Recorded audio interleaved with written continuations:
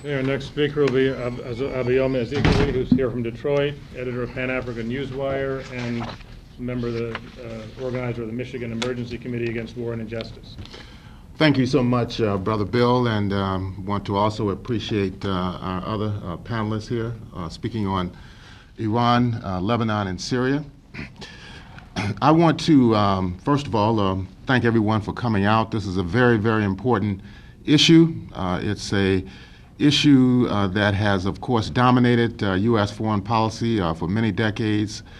And at the same time, there are so many misperceptions and distortions about what is going on today in the geopolitical region that's considered the Middle East. I want to talk about mainly in my presentation the war that's going on right now against the people of Yemen. And this is a very, very important topic that has gotten almost no attention from the left, the anti-war forces, and the peace movement here in the United States.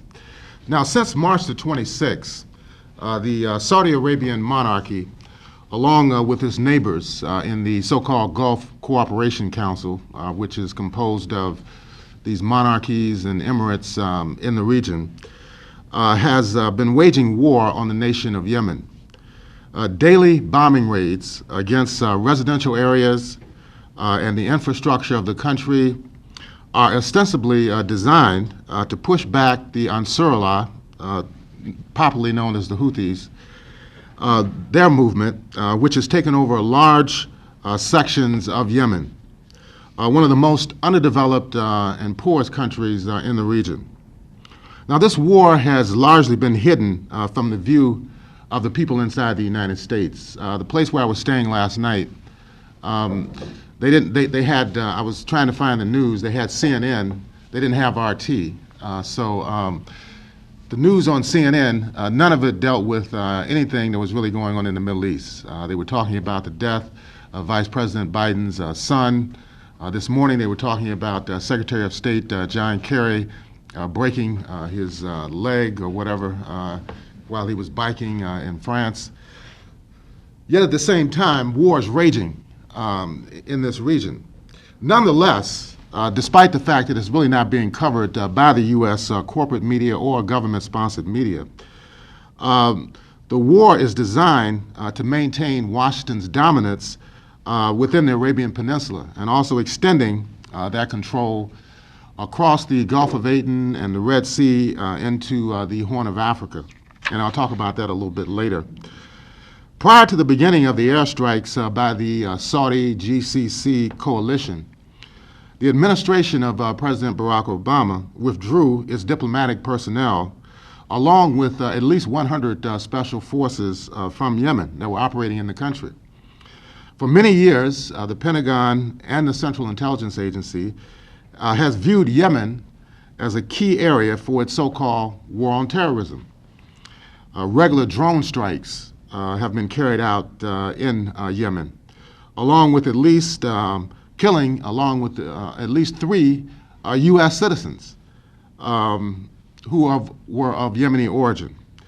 Washington has said that the al-Qaeda of the Arabian Peninsula is a major threat to American interests in an attempt to justify the drone attacks which have killed more civilians than supposed, quote, armed combatants, unquote. However, in recent months, the Islamic Republic of Iran has been designated by Washington and its allies as the principal threat in Yemen. And this is taking place even though the United States has been involved in these extensive negotiations over the utilization of Iran's nuclear technology, which Kazem talked about. These are very important discussions that took place over the last year or so.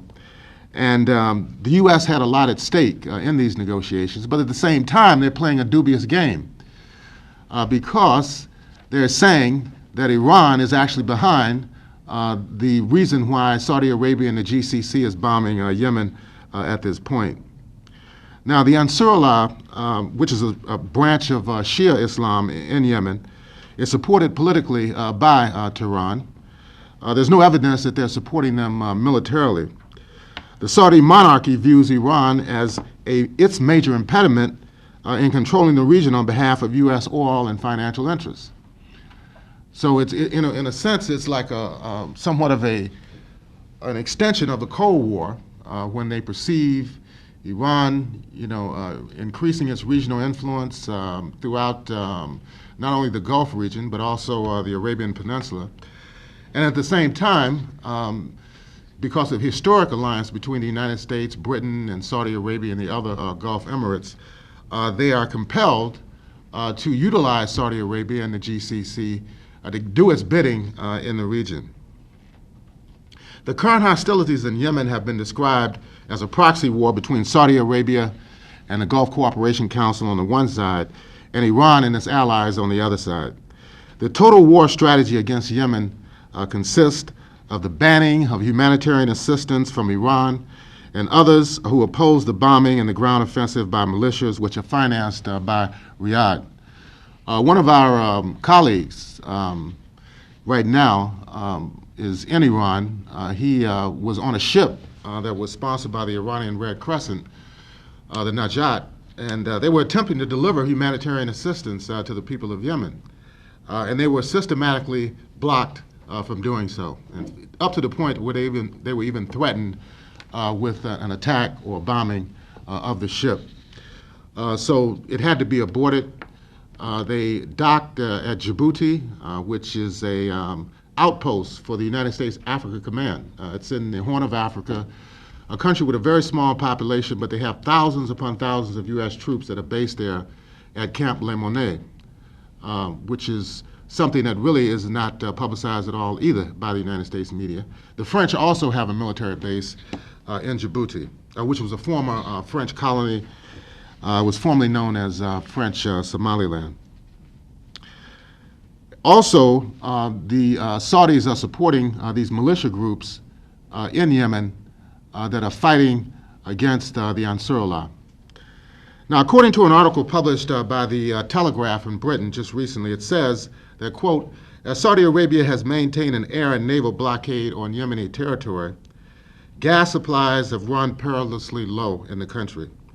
Even a 5-day humanitarian pause, which took place supposedly 2 weeks ago, was not enough to bring the necessary aid. In fact, there was really no pause because the bombing continued during this so-called humanitarian pause. Also, these militias who are fighting against those who are resisting Saudi Arabia and the GCC and the U.S.-backed forces stepped up their attacks on residential areas and neighborhoods and so forth inside the country. This same Telegraph article went on to say even a 5-day humanitarian pause was not enough. Fuel prices have spiked inside the country as casualties mount. And some hospitals have been forced to close even altogether because they are unable to keep medical supplies refrigerated because of power outages or perform operations since they can't run backup generators, unquote. So this is clearly a war against the people of Yemen, the civilian population who are mainly being impacted by this war. Reports of the number of Yemenis killed in the fighting range anywhere between 2,000 and 4,000 people. It depends on the sources that you get information from. But at any rate, that's a large a number of people who have been killed, many of whom have been taken out by aerial bombardments, utilizing U.S.-manufactured warplanes. The F-15s, F-16s, which are manufactured by General Dynamics Corporation here in the United States. And also, there's been many people injured. Thousands upon thousands of people have been injured in this war. And many have been displaced internally as well as fleeing across the border in Yemen. Yemeni Americans, people who are of Yemeni ancestry and who have U.S. citizenship, who have been attempting to leave the country since late March, have been abandoned by the United States government. They're acting like they don't even know who these people are. In fact, they filed a lawsuit last month demanding that the United States do something to evacuate them. In the city of Detroit, where I live, we have the largest Middle Eastern population of any other region in the United States. There are a lot of people from Yemen who live in the Detroit area, in this suburb called Hamtramck, which is really like a municipal enclave of the city of Detroit. There are many Yemenis who live there. They have businesses, they're involved in professions and so forth. And from what they're saying, they know people that are being killed there. Some of their relatives are unable to get out of the country. In fact, the Djibouti government, which is in the Horn of Africa right across the Gulf of Aden, has been doing more to evacuate people out of Yemen on behalf of the United States, because the United States does not, at this point, want to get directly involved in this struggle. Obama had been championing Yemen as a success story in regard to the war on terrorism. He was saying, well, you know, this is a success because we've eliminated al-Qaeda elements there and so forth. But then, when the Hadi regime collapsed, he was forced to take refuge in the south. And then when he was run out of the south, he went right to Riyadh in Saudi Arabia. So that clearly shows what this whole process is about. Now, many Yemenis have also taken refuge across the Red Sea and the Gulf of Aden in Djibouti, where the United States has its largest military base in Africa. The U.S. Africa Command is expanding its operation, as I mentioned before, in Camp Lemonet, which is utilized as a staging ground for military strikes inside of Somalia, where they're waging a counterinsurgency against a group called AlShabaab. The group has gone under tremendous changes over the last 8 years, but it fundamentally grew out of the resistance to U.S. intervention in Somalia, which has been going on now for decades. We remember in 92 and 93 when the U.S. Marines staged an invasion in Somalia and killed thousands of people, ostensibly as a humanitarian mission. But nonetheless, the people in Somalia realized very rapidly this was a war against their people and their country. So they rose up in resistance against the United States and Canada, Italy, and other UN-backed forces, and essentially drove the U.S. and its allies out of the country by late 1993, early 1994. So the U.S. has had this vendetta against the people in Somalia since then. Now, we've had the intervention of al-Qaeda elements and now Islamic State elements in Somalia, so it's made the situation a lot more complicated. And then there's a big struggle going on inside of al-Shabaab as well, over this, you know, between the so-called foreign fighters and the more indigenous forces from Somalia. Then the war is spreading into Kenya, a little bit into Uganda. So the U.S. is really creating havoc throughout the entire region of the Horn of Africa, as well as the Arabian Peninsula and the Gulf as well. Now, this same Telegraph article that was published recently said that, quote, the United Nations High Commission for Refugees says a total of 5,000 Yemeni refugees have made it to Djibouti, including 3,000 who are now living in the capital, Djibouti City, and 1,000 in Obak, which is about 300 kilometers, about 187 miles to the north, making it currently the biggest Yemeni refugee population. The influx has hiked up local prices, with markets, hotels, and drivers trying to make the most of the situation in an already struggling economy, unquote. Now, the war in Yemen is part and parcel of a broader regional war that encompasses Syria, Iraq, Lebanon, occupied Palestine, as well as the Islamic Republic of Iran. In Iraq, where the U.S. occupied the country for over 8 years, the Pentagon has deployed, just recently, 3,100 troops to the area. And they told us the Iraq war was supposed to be over at the end of 2011. So why are they sending troops, so-called special forces and trainers, back into Iraq? The Pentagon has deployed, as I mentioned, deployed over 3,000 troops. These troops are purportedly training Iraqi military forces, although the Defense Department cannot claim any real successes. The Mosul collapsed late last year. We saw Ramadi, which had collapsed several weeks ago, with very little resistance from the Iraqi defense forces, which were trained and armed by the United States. In fact, a lot of the weapons that were supplied by the United States fell into the hands of the Islamic State.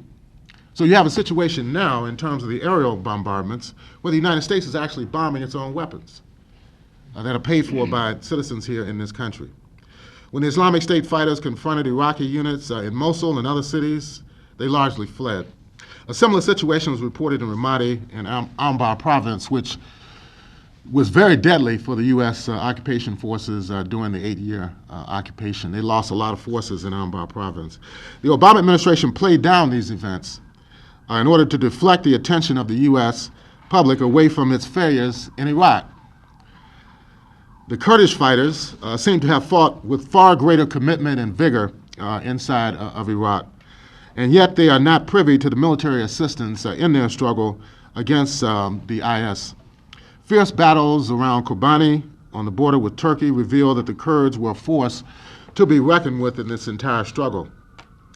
Now, in neighboring Syria, the U.S. is behind efforts to destabilize and overthrow the government of President Bashar al-Assad since 2011. It took place around the same time that they launched the war against Libya. An estimated 200,000 people have died and several million have been dislocated both inside and outside of Syria. I mean, it's horrendous humanitarian crisis. It's a complete effort of genocide against the Syrian people that is taking place over the last 4 or more years. And this is taking place under a Democratic administration, the first African-American president in the history, self-identified African-American president in the history of the United States, who came into power in 2008, 2009, with a mandate to end the wars in Afghanistan and in Iraq, and also to redirect resources away from the Pentagon to rebuild the cities, like rebuilding Detroit. The U.S. war budget is over $600 billion annually, if not more. If you consider the intelligence, the money that's spent for the CIA, the National Security Agency, and so forth, we're talking about $1 trillion or more in terms of the national security budget. If we had 10% of that to be reinvested in the cities, we could do a considerable amount in terms of rebuilding schools, residential areas, improving city services, public transportation, hospitals, and so forth. But it's not profitable. It's more profitable to fund the war machine. The U.S. is bombing both Iraq and Syria as we speak, under the guise of degrading and destroying the Islamic State bases. However, the impact of these aerial bombardments is to create, in essence, broader avenues of operation for Daesh, for the Islamic State, which were built up during the initial years of the destabilization campaign against Syria. I mean, we know people like John McCain, who went to Syria and met with people associated with the ISIL. We know that Turkey is allowing them to utilize their border to supply arms to these people in order to defeat the Syrian government. At present, the Islamic State military units have seized large areas of territory within Syria and Iraq, while the strategy of the White House is to continue the bombing, targeting the IS, but at the same time opposing the continued existence of the Assad government in Damascus. They've said it repeatedly, and they continue to say it, that they want the government of Bashar al-Assad out. A massive air assault on Syria was planned in August and September of 2013. However, public outrage in Britain, as well as the United States, stopped the president in his tracks. The effect of recent wars waged by Washington through successive administrations has resulted in greater instability and dislocation throughout the region. They push this narrative that you have to have this war on terrorism in order to secure the United States to bring about stability in the region. But what we've seen, not only in the Middle East, but also on the African continent, the greater the degree of U.S. intervention, the greater degree of instability and destabilization in the region. This is a fact. If we look at what has happened in countries like Libya, for example, the most prosperous state on the African continent, had the highest standard of living, largest oil producer on the continent, was supporting and financing other development projects throughout the region, now has been reduced to indigency. It is a port for further destabilized civilian populations throughout North Africa, as well as the Middle East and as far away as Central and Southern Asia. We've seen the thousands of people who have died are dying in the Mediterranean every week because of the destabilization resulting from U.S. imperialist wars throughout Africa, the Middle East, and also Asia. Even the United Nations Refugee Agency last year issued a report saying that the refugee and internally displaced crisis today is greater than it has been since the conclusion of World War II. They said at least over 50 million people at present are either dislocated inside their own borders or outside of their own countries. This is an international crisis that's going on, and it's largely hidden from the people here in the United States. Now, as we mentioned, I just wanted to point out that in Lebanon, Hezbollah has maintained its strength against the Zionist government that is currently occupying Palestine. They were occupying southern Lebanon, as our colleague mentioned, and they were driven out in 2000 as well as in 2006 when they attempted to re-enter. The party and mass movement have also intervened in solidarity with the people of Syria and are attempting to stop the war against the Syrian people, and they may have to escalate their involvement even more inside of Syria. The plight of the Palestinians has been negatively impacted by the wars in Syria and Iraq. In Syria, many Palestinian refugees were divided over support for the Assad government. One of the major refugee camps in Syria, housing Palestinians, has been a focal point of IS attacks against it, seeking to gain control of the area. Israel is supported to the tune of billions of dollars every year from working people here in the United States. U.S. warplanes and other defense technology are literally given to Tel Aviv, where it is tested against the people of Gaza and other occupied territories. The dime weapons, the cluster bombs, the F-16 bombers. Just a few days ago, they bombed Gaza again. Almost got no press coverage here in the United States. So we here, as working people in this country, are financing these genocidal wars that are taking place throughout the region.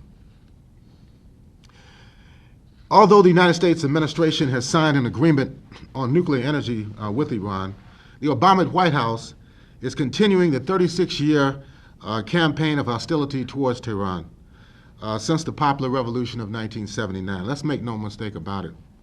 Washington's coordination of the Saudi GCC war against Yemen is a clear testament to the ongoing war against the Islamic Republic of Iran. I just wanted to mention in conclusion the relationship between Africa and the Middle East and why it's very, very important that we view these two regions as being almost inseparable. As we mentioned earlier, Djibouti, the pivotal staging ground for AFRICOM on the continent, is located right across from Yemen. It's also close to Somalia in the Horn of Africa, Ethiopia, as well as Egypt in North Africa and Kenya in East Africa. They're all in close proximity. The artificial divisions between Africa and the Middle East are merely constructs of colonialism and imperialism for the purpose of dividing the regions in regard to spheres of influence for Western powers. The question is, who drew the line in terms of where Africa stops, where the Middle East begins? It wasn't us that drew the lines. This was the imperialists that drew the lines during the periods of the 18th and 19th centuries. But in their minds, they view the entire region as their sphere of control and dominance. And that's how they carry out their foreign policy in the area. Peoples who reside on either side of the Red Sea and the Gulf of Aden fundamentally want the U.S. out of their countries. They desire to live in peace and determine their own destiny in the quest for development and unity. Washington and Wall Street dominate through their military prowess and their economic machinations that bribe leaders, making them dependent upon the U.S. and European patronage and privilege. We see it with Saudi Arabia, with Qatar, and how they indirectly funnel money to the Egyptian military and other governments throughout the region to continue U.S. and Western imperialist dominance. The fuel hostility between various branches of Islam, as our colleague mentioned, is indispensable in the imperialist strategy for the Middle East as well as Africa. We see what is going on in Egypt right now in the Sinai. Escalation of the security crisis there, to the point where the Palestinian struggle for liberation has unfortunately lost prominence. You know, I mean, a decade ago, 2 decades ago, we heard a lot about the liberation of Palestine. Unfortunately, now it appears that people are more concerned about fighting ISIS or more concerned about the internal conflicts that are going on in Egypt and in Yemen than they are about the Palestinian national liberation struggle. Only when the peoples of Africa and the Middle East unite on an anti-imperialist basis will there be a genuine atmosphere of lasting peace and social stability.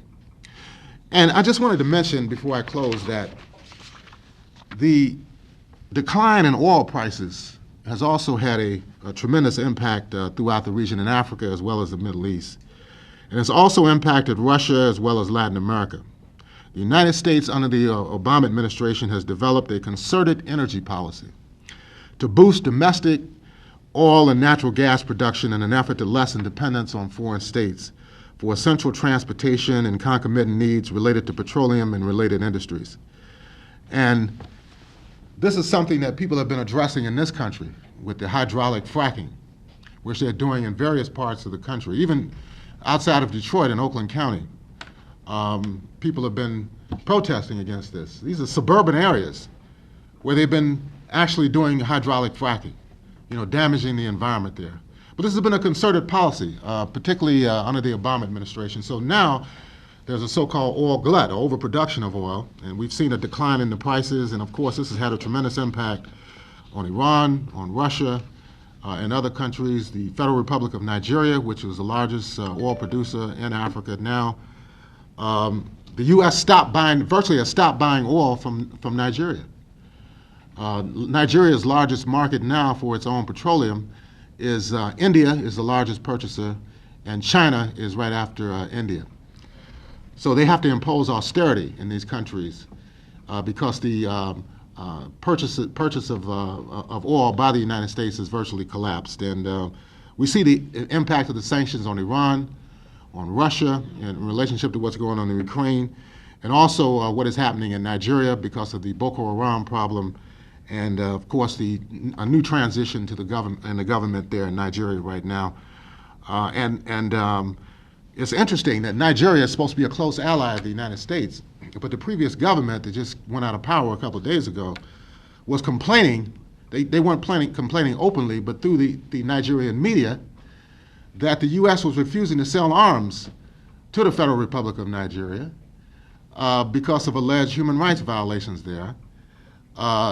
Yet the United States says that its main objective is to fight terrorism, and you have Boko Haram there, which just pledged allegiance to the Islamic State recently, and they were refusing to sell them arms. Not only were they refusing to sell them arms, they were blocking even the State of Israel from providing arms to the Nigerian military to fight Boko Haram. So we have to ask ourselves, you know, what is really going on, both in Africa as well as the Middle East, in terms of these what appears to be internecine conflicts, but in essence, these conflicts objectively strengthen imperialism.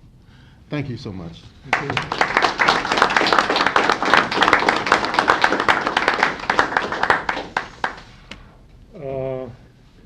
I'm going to speak a few points about the question of motivation. We have what appears to be a chaotic situation in what's called U.S. foreign policy in the region. Liberals and commentators especially lament about what a disaster, what a blunder, and a apparent contradiction, where you have, at a time when the U.S. is supposedly disengaged from the so-called Middle East region and North Africa, where supposedly out of Iraq, where the politicians from Obama to Sarah Palin have said that U.S. energy independence would lead to a lessening of U.S. military involvement in the region. But in fact, U.S. bombs right now and missiles are raining down on Iraq, Syria, Yemen, and Palestine. as Abayomi documented, we have in Yemen, it's the bombs are being dropped from it's U.S.-made bombs and missiles from U.S.-made F-16s flying with the insignia of this Kingdom of Saudi Arabia. And just this week, in Gaza, again, the world's largest aircraft carrier, as Reagan's Secretary of State Alexander Haig called Israel. He said it's the largest aircraft carrier in the world and the largest American aircraft carrier in the world, and the only one that can't be sunk.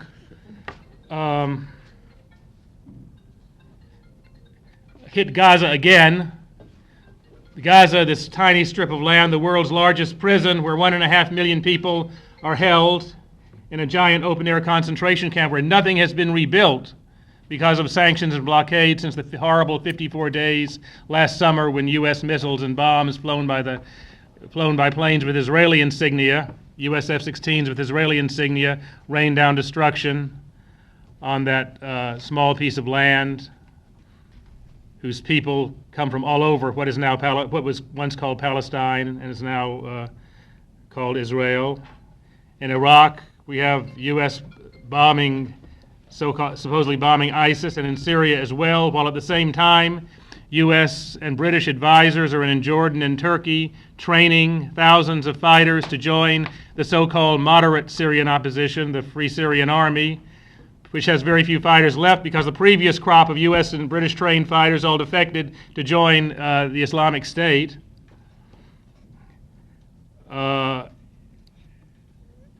And then you have the nuclear talks, the the treaty between the Obama administration and Iran, while at the same time you have the head of another sectarian terrorist entity, popularly known as the Jewish state in the Levant, Benjamin Netanyahu, comes to Congress without the invitation of the President of the United States, and to a cheering racist Republican crowd, denounces the U.S. government for negotiating with Iran. And what happens? What is the result of this? Apparently, a big increase in military aid, because now they've announced that after this current spate of U.S. aid to Israel ends in 2017. They'll not only increase the aid monetarily, but the latest generation of bombs and bunker-busting bombs and thermobaric bombs and F-35 jets is going to go to Israel. That's what you get for disrespecting the President of the United States and violating the Constitution. Then you have what Abayomi referred to as the oil weapon, the economic wrecking ball being used by the U.S. and the Kingdom of Saudi Arabia, taking advantage of an already existing crisis of overproduction in oil to destroy the economies of Iran, Venezuela, Russia, Ecuador, Nigeria, even as the Obama administration on a diplomatic level is opening up to Iran, is opening up to Cuba. And many people say when they see this apparent chaos, well, we're hurting our own interest. The U.S. is hurting its own national interest.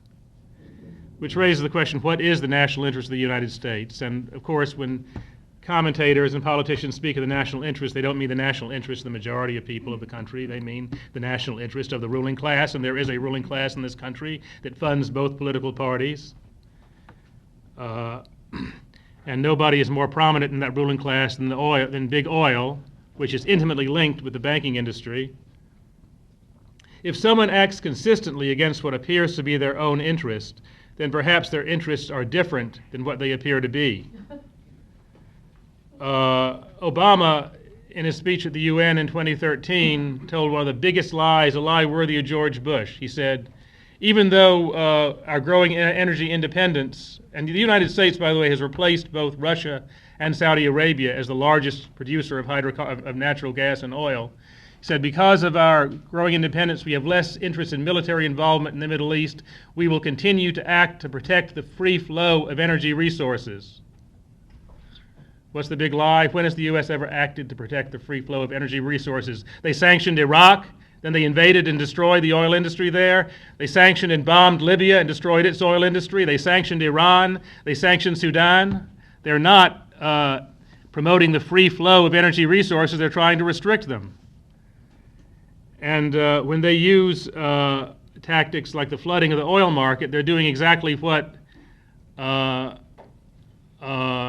John D. Rockefeller did when he set up Standard Oil of Ohio in the late 19th century, the first U.S. monopoly, where on the one hand, Standard Oil thugs blew up their competitors' refineries and pipelines. At the same time, they opened up the taps because Rockefeller had a relationship with Wall Street and flooded the oil market and drove out hundreds of competitors. And then, of course, they jacked up the price higher because they were in control. People say what a blunder Iraq was, what a disaster. It wasn't a disaster for the oil companies. They made their biggest profits ever. And that's what it's about. What is the biggest fear? And this is where you get into what imperialism is. Imperialism is simply monopoly capitalism, capitalism in its monopoly phase. And what is it that the imperialist ruling class, the monopoly capitalist ruling class of this country fears more than anything? More than anything except perhaps revolution?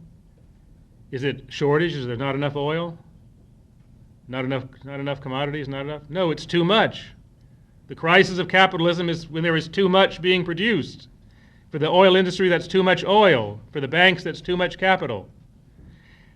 The world, the monopoly-dominated world capitalist market has no room for the emerging bloc of BRICS countries, which Iran is now trying to join. It has no room for the Bolivian Alliance of Our Americas, for the African Union, for the Shanghai Economic Cooperation Organization. It has no room for the productive capacity of most of the planet. Just as it has no room for the labor and brains of the youth of Baltimore and Detroit and Ferguson. Capitalism, the survival of monopoly capitalism depends on scarcity. And that means endless war. And when you look at military production, that's a form of destruction because huge resources being put into making things that blow up as opposed to homes and hospitals and schools and what people need. This is the 70th anniversary of the end of World War II this year. There was just a big parade in Moscow. People from around the world came. China came, Korea came, Vietnam came. Of course, the Soviet Union bore the brunt of that war, 27 million dead. The United States didn't come. You wouldn't even know it had happened. Hundreds of thousands of U.S. soldiers died in that war. And of course, it was a tragedy for the Jewish people and the Roma people and so many who died in the death camps. 60, 70 million people died in that war. But for the U.S. capitalist ruling class, it was the best thing that ever happened. For the bankers on Wall Street, many of whom supported Hitler before the war, that's a fact, because the destruction of that, it had three things. First, it gave birth to the huge military-industrial complex, which pulled the U.S. out of the Depression. I got a very good Facebook friend, Azikiwe, Giordano, made the formulation that capitalism died in 1929, has been kept alive by war, like Frankenstein's monster.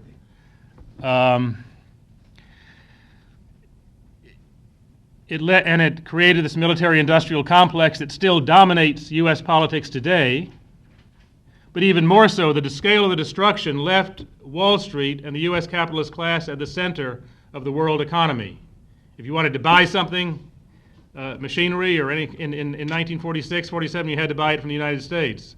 If you didn't have money to buy it, you needed to borrow it from the United States. And a factor flowing out of that was the Bretton Woods Agreement that made the dollar the world's reserve currency. And the blood was not dry on the battlefields of Europe and Asia and North Africa before the United States and Britain launched the Cold War.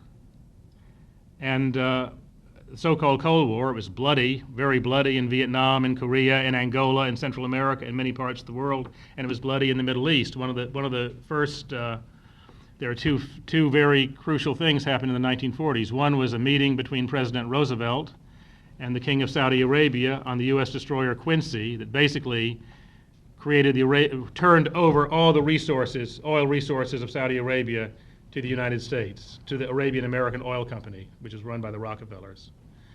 And the U.S. had been making inroads before that. In the 30s, Andrew Mellon got himself appointed ambassador to Britain so he could persuade Britain to cut his company, Gulf Oil at the time, in on Kuwait's oil reserves, give it half. And in 1953, of course, the U.S., CIA overthrew the government, democratically elected government of President Mossadegh in Iran, and all the oil, Mossadegh had nationalized the oil, which was owned by what at the time was called the Anglo-Iranian Oil Company, now British Petroleum.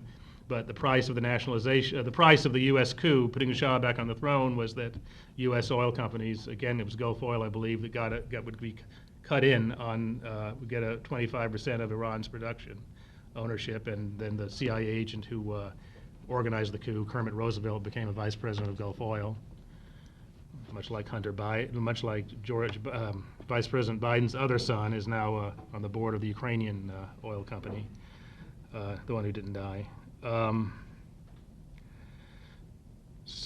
at the same time, in 1948, the United States, Harry Truman, forced the partition of Palestine and the creation of the racist apartheid state of Israel, founded on the expulsion of the majority of people of that country from their homes at gunpoint through the United Nations. And this was, when you talk about the sectarian violence today, this was the reintroduction of, following in the footsteps of Britain, by the United States, of sectarian violence into the Arab region, into the Middle East.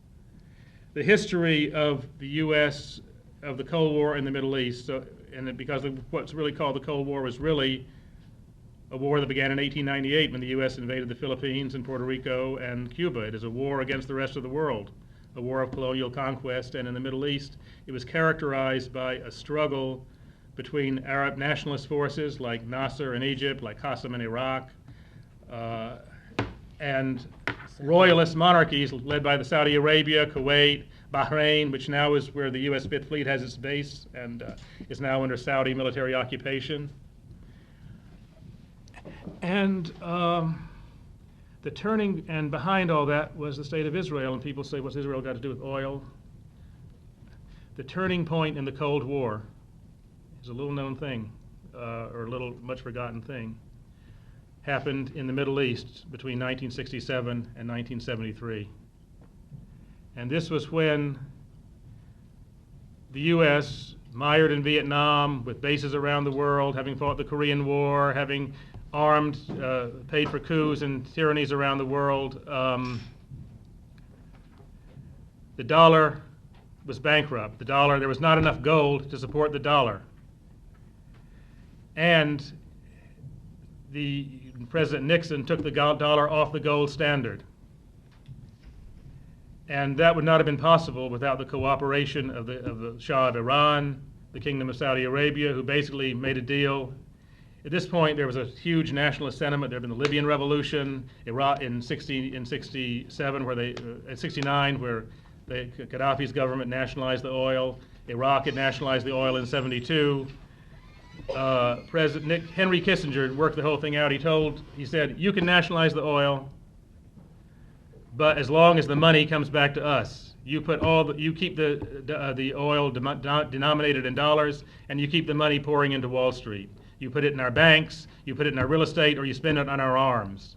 And that's been the relationship with Saudi Arabia and with Shah of Iran before that has propped up the dollar and has been key to the position of Wall Street in the world economy ever since.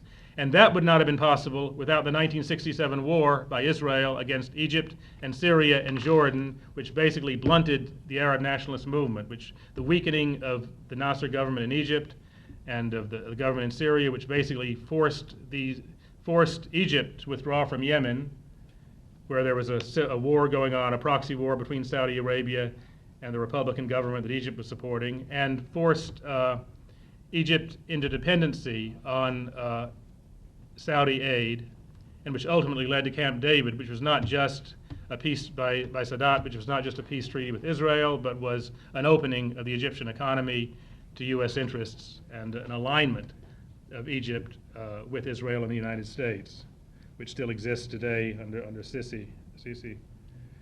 And it was really as a result of this,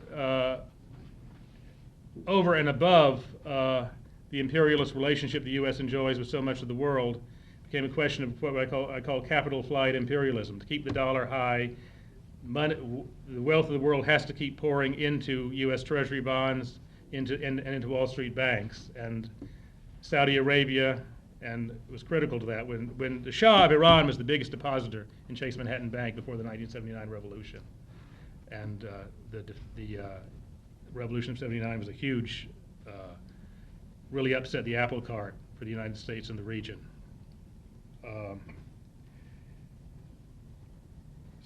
I just want to say a word about what Ayman was talking about, the promotion of sectarian violence, which has been done through the agency of Saudi Arabia predominantly after Israel. I was in Lebanon in 2006, right after the Israeli war, the victory, the first major military defeat Israel has sustained at the hands of the Lebanese resistance led by Hezbollah.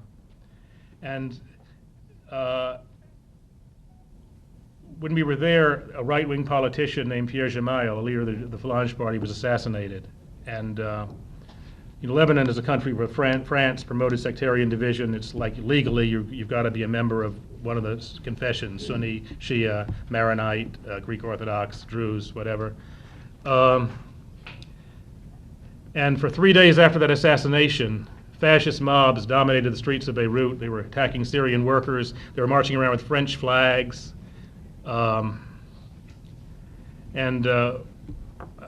We'd been on a tour of the South, and we were about to leave.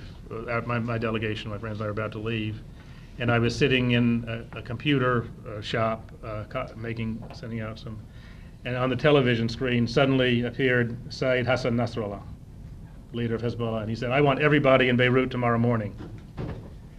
And from around the country, from every direction but the sea, people poured in, Shia, Sunni, Druze, Christian. They set up a camp in the center of Beirut, and people there, who were there for a month, said, "This is the first time we've actually met people from other communities and talked to them as friends and danced together." And this was an achievement that terrified U.S. imperialism, terrified Saudi Arabia, terrified the reactionary forces in Lebanon, terrified Israel, and it was then that the Saudi monarchy and the King of Jordan and Elliot Abrams, who was a national security advisor at the time, started talking about the danger of the Shia crescent, the danger of the Shia threat causing war, and the danger of sectarian war in the region when there was a move towards unity that had never been seen before. And then when I was back a couple of years later in Lebanon in 2009 during the Gaza war, you'd go through the Sunni neighborhoods in Beirut and you'd see the Saudi flag flying everywhere. They just poured in money to incite sectarian violence, and that's when the plan to disrupt and destroy Syria was concocted. There's a book called The IsraelIsrael Lobby and U.S. and American Foreign Policy by Stephen Walt and Mearsheimer, I don't remember his first name. Yeah. And it details exhaustively the extent of U.S. aid, how the U.S. props up the Israeli state, which goes way beyond the $3 to $4 billion a year in direct military aid.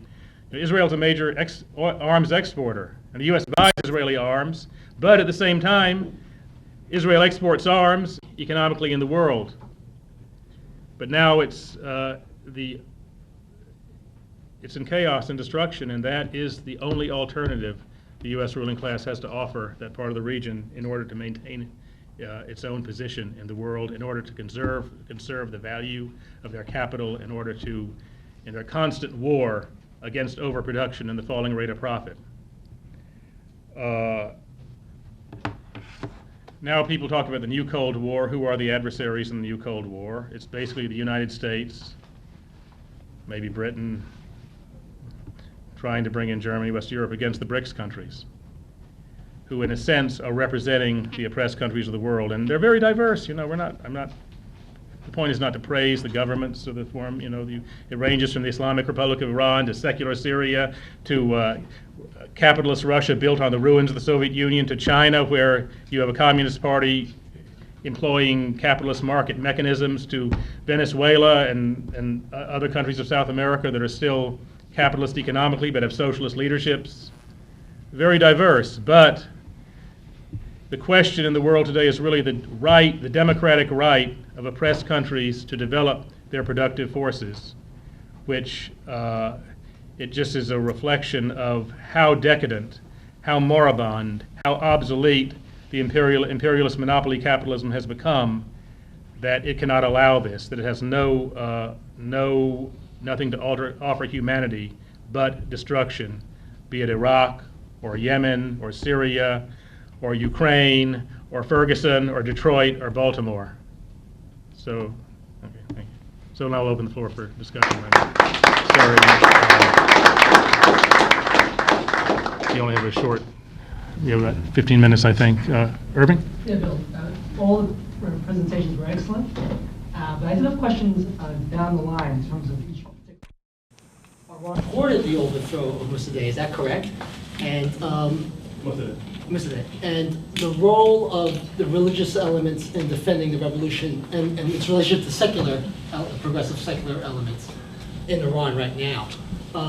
Also, the Mujahideen, I believe, is also considered an opposition to the government, and what your feelings about that are. Opposition in Iran? Yeah, this Mujahideen, that is the secular opposition. I don't remember, it's been a while. The other question is in terms of Syria. Was there a legitimate Syrian opposition, a secular Syrian opposition, to the fact that Assad has been around for so long, his family has ruled the country? And if Assad was overturned, would that have negative ramifications? Because you would think that if you were to negotiate a legitimate democratic secular society, you would have the Golan Heights discussed as a possible element. Obviously, that's not going to happen. But if you think that, honestly, if you were concerned about the Syrian society, why not talk about the Golan Heights? It's an occupied territory, right? But it's never mentioned, discussed about. But I just wanted to see what your perspective on that, whether or not there was legitimate opposition to Assad. Also, what are the feelings about the Kurds and their role? The fact that there's been a long betrayal of the Kurds over the years, and do they play a positive or negative element? Or are you seeing the same thing happening again with them? And it's kind of ironic. This is for the speaker, in reference to Obama. The fact that is it by accident that he is an African American president that all of a sudden is carrying out the AFRICOM and overturning legitimate African governments? Is that by accident that's happening? So I wanted to discuss whether or not, to give your thoughts about those questions. Would it make sense to take several questions then from the speakers? Yeah. There's a brother in the back. Yeah, I guess I'm interested in sort of pursuing the question of imperialism today, insofar as there is certainly a way in which a lot of you echoed the sentiments of the Third International, insofar as the imperialist sense of perpetual war, accumulation on a world scale, the division of the spoils, much as Lenin, Luxemburg, all of these pioneers of the Third International talked about imperialism. And I'm just wondering how much you think the way imperialism is developing now in terms, do you see the perpetual war element of imperialism pretty much the same as it always has been, or is there a different thrust to it? And I guess, is it coming in through these kinds of proxy governments, the Saudi Arabias, the BRICS, and so on and so forth?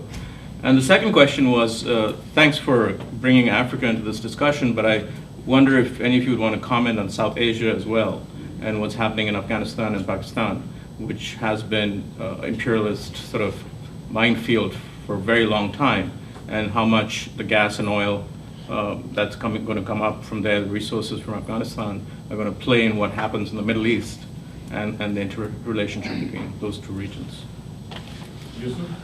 Yes, I have a question about the role of the left forces in Yemen, because southern Yemen was a socialist state formerly, and there are strong left forces in Yemen. I've been unable to get information about them, and I would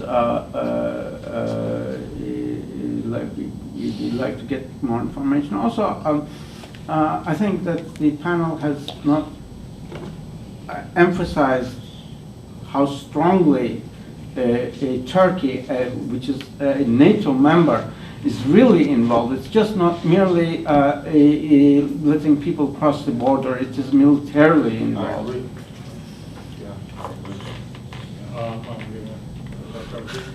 For the Iranian, the state of Israel makes a lot of talk about Iran is going to attack them and wipe them off the map. Is that just pure propaganda? Like you said, Iran has not attacked anyone in 200 years.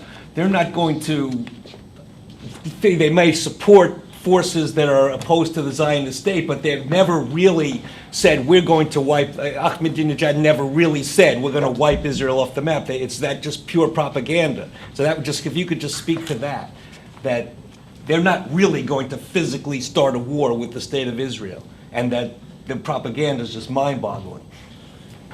Sister? I really commend the speakers. I've learned a lot today just now, and it's a very difficult area to understand, so you've unpacked it very usefully for me, and also the introduction of how Africa plays a role. I just want to make a comment to Ayman that a point that you made that is particularly important for us, the public, is our knee-jerk support for so-called rebels.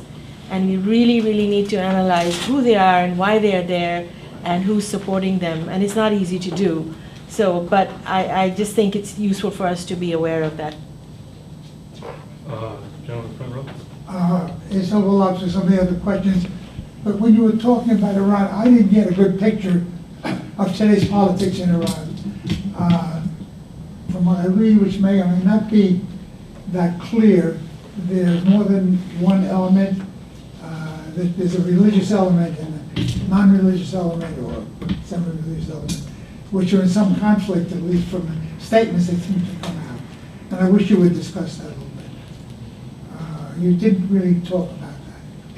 Would you repeat your question one more time? Two small facts The about statement came Yemen. out? The so-called He's asking to repeat his question. Clarifying. Would you repeat the question one more time? Here, Yeah. today's political situation in Iran itself, from what I can read, there's not always one voice that comes out. There's the religious voice that comes out, there's political voice that comes out.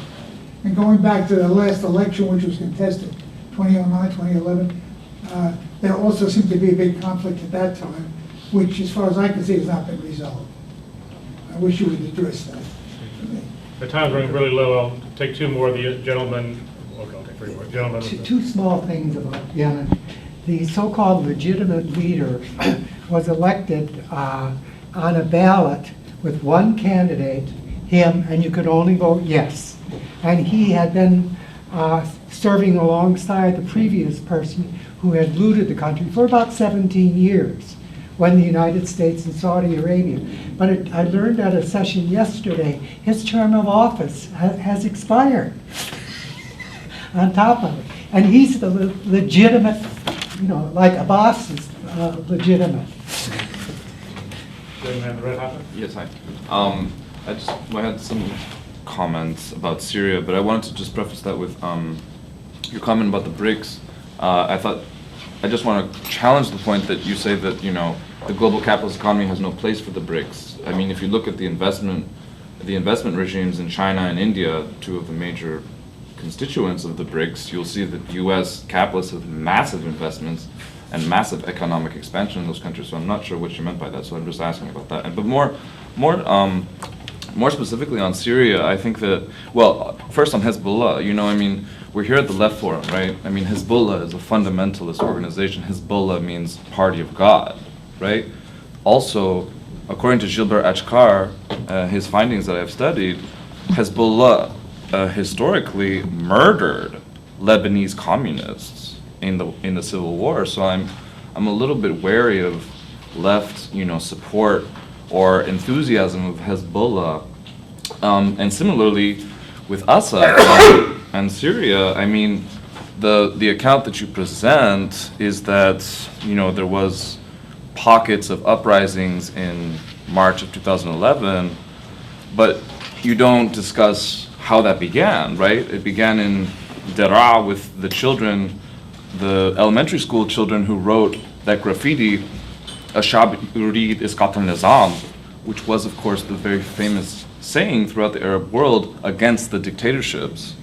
And you also don't discuss the extremely heavy-handed repression that Assad unleashed on those protesters, on the protesters who were desiring their children back, and you say nothing about the vast artillery, aerial bombardment of civilian areas in Homs, Hama, Aleppo, Damascus. So I'm just, in no way do I support the rebels or anything like that, but at the same time, or the FSA or anything like that, but at the same time, I'm a little worried about just excluding or excising this extremely repressive response that Assad has given. If you think of the political prisoners and so on, torture and so on. Terry. Is there any evidence of weather warfare going on against Iran and Syria? I know it's technically possible, and I know an Iranian official accused the United States of causing a drought. I wonder if you've heard if there's any evidence, any other accusations about that. Are you the next panel? They're waiting for you outside. Okay, well, very, very good questions, but I don't know if we have time for answers, unfortunately. Maybe what I could do is, if people want to, I apologize for the length of presentation.